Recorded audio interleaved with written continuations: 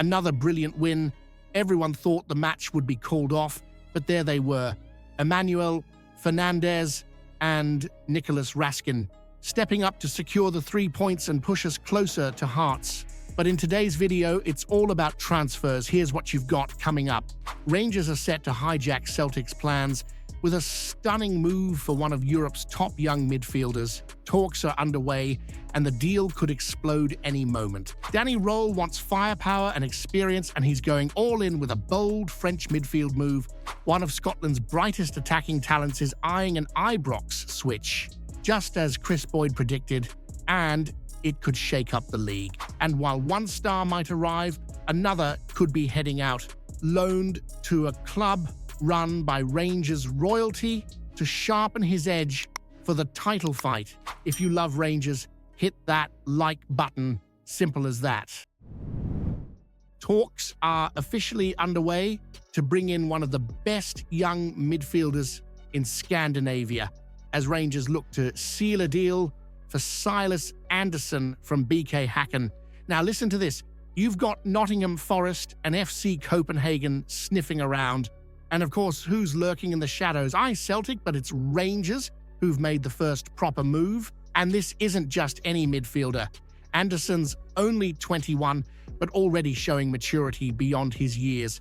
Last season alone in the Swedish Allsvenskan, he made 26 appearances, scored 2 goals, chipped in with 2 assists, and had a mighty impressive SOFA score rating of 7.49. That's not just solid, that's standout. He was among the league's top performers, and it's no surprise folk are calling him one of the best midfielders in his country. But here's where it gets juicy. Andersen's the type of player who can boss a midfield. Tall, composed, a deep-lying playmaker with proper defensive grit, 3.2 tackles a game, 7 ball recoveries, and he's accurate too, completing over 87% of his passes. Not bad for a lad who only signed for Häcken last January from Utrecht. Now, we know there's uncertainty around Nicholas Raskin's future at Ibrox. If the Belgian moves on, Andersen's the type who could step right in and maybe, just maybe, offer something even better long-term. The kicker. Häcken won't let him go cheap. He's under contract until 2028, and their sporting director's already said he's crucial. Still, with the buzz around Raskin possibly fetching a hefty sum, Andersen could be a bargain in comparison. And let's be honest here, you've seen what happened to Joe Rothwell. Came in with Pirlo comparisons, and now he can't even get a look in.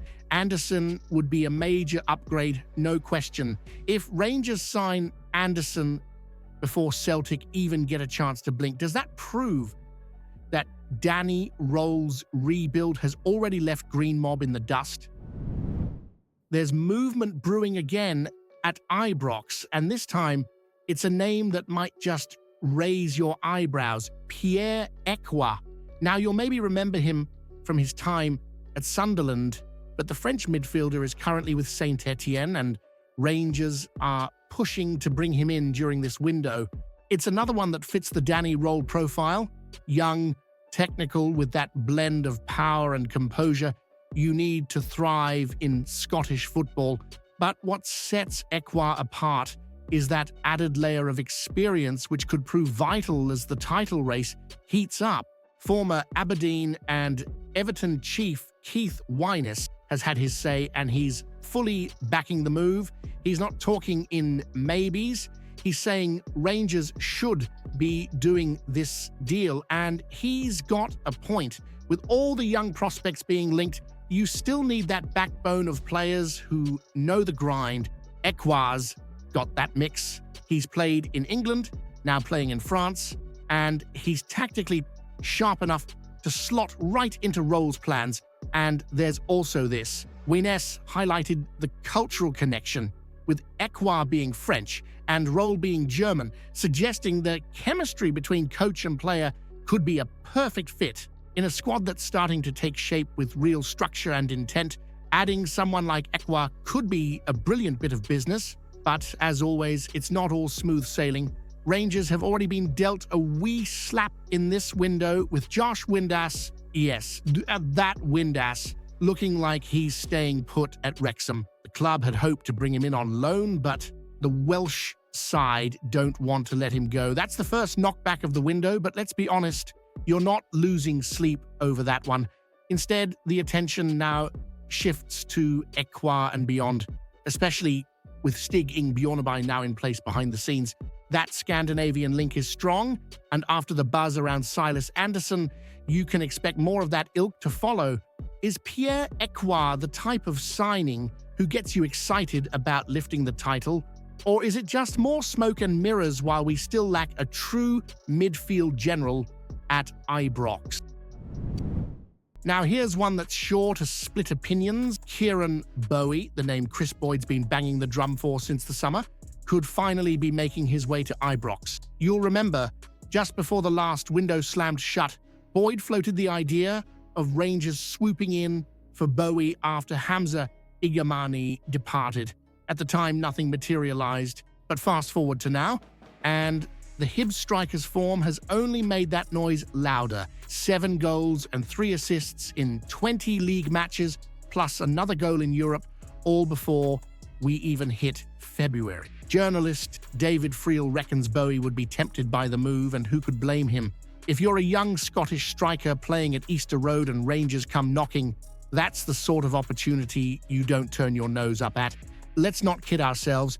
Ibrox is a different planet compared to Hibs, but here's the rub. He's still got 2.5 years left on his deal, so you can bet Hibs will try to drive a hard bargain. Whether Rangers want to stump up the cash now or bide their time until the summer remains to be seen. One thing's certain, though, Boyd wouldn't be the only one smiling. Barry Ferguson's been vocal about Rangers needing more Scottish blood in the side, whether that's through the academy or poaching from within the league. Bowie ticks a lot of boxes. He's young, he's physical, he knows the league, and he wouldn't need months to adapt. And when you look at the inconsistency of Youssef Chermiti, 2 against Celtic, but overall not exactly setting the heather alight, you can understand why Bowie's name is getting louder. He's not the finished article, no, but with proper coaching and the pressure cooker of Ibrox, he might just explode into something special. Would signing Kieran Bowie be a step towards building a proper Scottish core at Ibrox, or just a desperate move to cover up the failure of Chermiti? Right, let's talk about Finlay Curtis, the lad who gave us that screamer against Panathinaikos and the equaliser v St Mirren early in the season. You know he's got that spark, he's shown it. But here we are in January, and suddenly he's barely getting a sniff under Danny Rohl. 17 appearances sounds like a decent run, but dig deeper and you see the real picture. Just over 400 minutes on the pitch. That's not nearly enough for a young attacker trying to grow into his boots. What he needs now is games, proper, regular football.